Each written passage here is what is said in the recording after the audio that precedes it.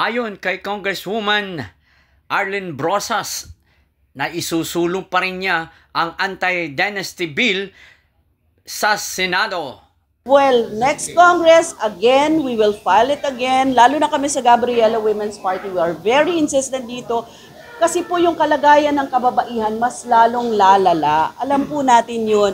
At ang primary po namin talagang gusto, yung kalagayan ng mga kababaihan at bata magbago, di ba? Lalong-lalo na yung mga mahihirap. Tapos alam naman natin ang cases ngayon ng rampant talaga ang teenage pregnancy, hindi nga ma-address yun, malaki ang problema ng mga namamatay sa gutom, diba? Yan yung mga kailangang i-address eh. So, yun po, kung mananatili na may concentration of political and economic power sa mga bayan-bayan, sa mga lugar-lugar, dismantle na po natin yun. Utang na loob, magkaroon tayo ng pagsisikap sa mga mamamayan natin na abutin yung kaya nating abutin at ipaliwanag kung ano ang epekto nito, no? Pangkalahatan sa atin. At kung gusto nating magbago, gawin natin yung mga necessary na ito na pagpapaliwanag sa kanila. Don't vote for political dynasties. Hindi nga napapakinggan. Ano yung... Hindi umabot sa plenaryo, no? Kasi supposedly, di ba, pag first reading, tapos magkakaroon ng mga committee hearings, wala pong naging committee hearings, hindi nagpatawag ang chairman.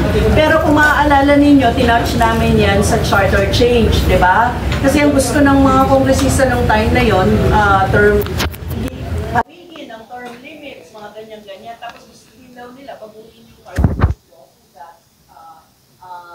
process. Hindi kami pumayag sa makabayan kasi against kami sa charter change in the first place. Tingin namin, kung ganito pa rin yung make-up ng ating mga nasa gobyerno, hindi naman talaga para sa interes ng mamamayang Pilipino, may hirap yung mangyayari. Baka mamaya, mas maging para sa interes ito ng mga malalaking korporasyon, negosyante, mga kung ano-ano pa. Pero ang mangyayari, kunwari lang, meron kang ilalagay doon na safeguard para sa mga party list. Pero ang mananatili pa rin ay mga political dynasty. So ang sabi namin, sige, unahin muna natin pag-usapan yung anti-political dynasty bill namin. Pero, syempre, ayaw yun ng Kongreso. Ano yung take niyo, ma'am? Di ba dapat actionan din? They should take action dun sa bill na pinagawa? Yes, supposedly. Kasi dapat, di ba, automatic na magkakaroon ng discussions doon. Pero, they can sit down on it kasi i-dribble lang yon sa Committee on Rules. At hindi talaga ipapasa sa So, ganun ang nangyari. Sa Committee on Rules lang talaga siya umabot. Well, next Congress, again, we will file it again. Lalo na kami sa Gabriela Women's Party, we are very insistent dito. Kasi po yung kalagayan ng kababaihan mas lalong lalala. Alam po natin yun. At ang primary po namin talagang gusto, yung kalagayan ng mga kababaihan at bata magbago, di ba? Lalong-lalo na yung mga mahihirap. Tapos alam naman natin ang cases ngayon ng rampant talaga ang teenage pregnancy, hindi nga ma-address yun, malaki ang problema ng mga namamatay sa gutom, diba?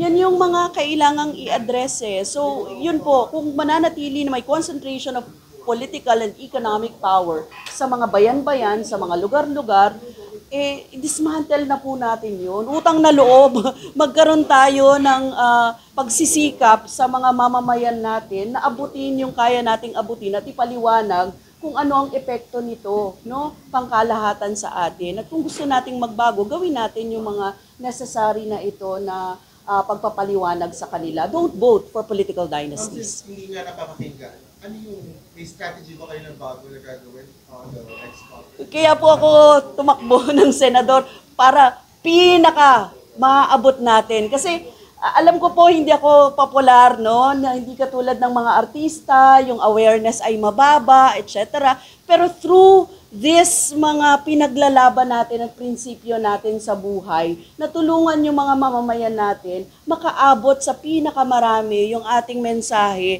na huwag tayong boboto sa mga political dynasties. Mahalagang-mahalaga po yun. Kaya yun yung paraan, one of the reasons kung bakit kailangan po nating tumakbo ngayon. Second po, yung voters education, dahil yun po talaga yung sabi natin, makapagpapaliwanag sa lahat.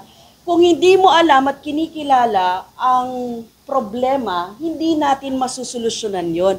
At isa sa mga problema sa governance and politics ng Pilipinas ay political dynasty. We should address that.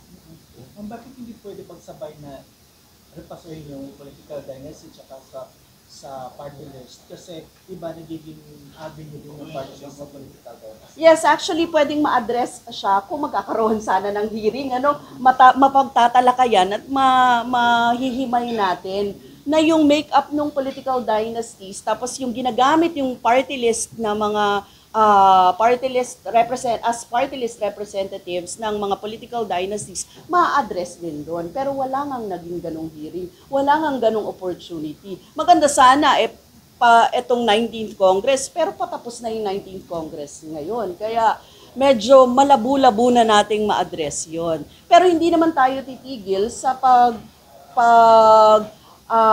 pagpapalawak, o pagsasabi nito sa pinakamalawak nating mamamayan. Ma'am, pag ilan na pong attempt yung pag-file po ng anti-dynasty? 17th, 18th, 19th Congress po, patuloy po namin yun pinafile.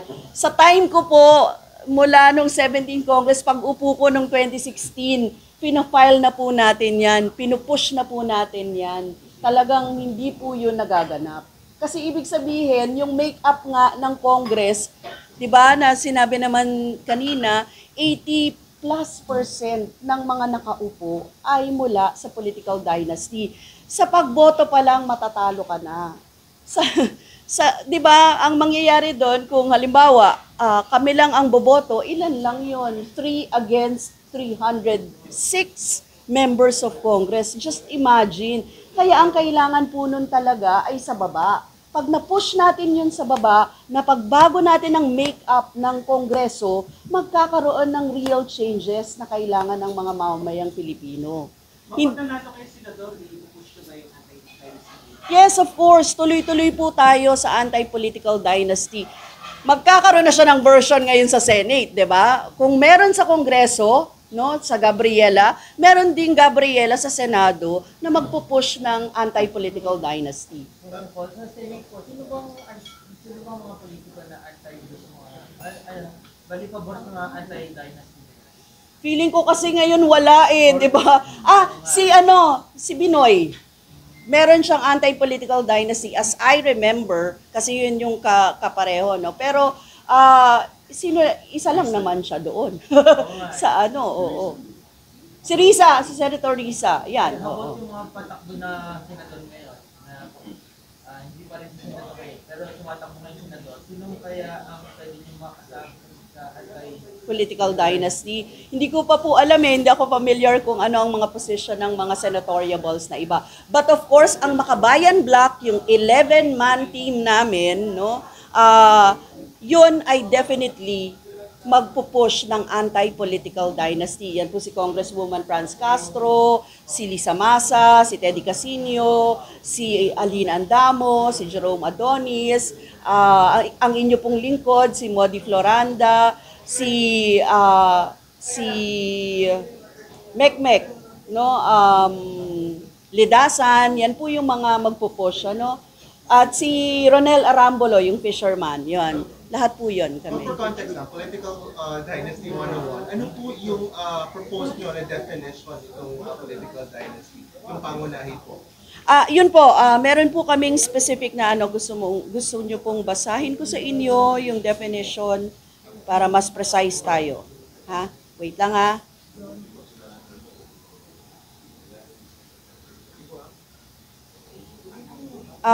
Political dynasty shall mean concentration, consolidation, or perpetuation of public office and political power by persons related to one another.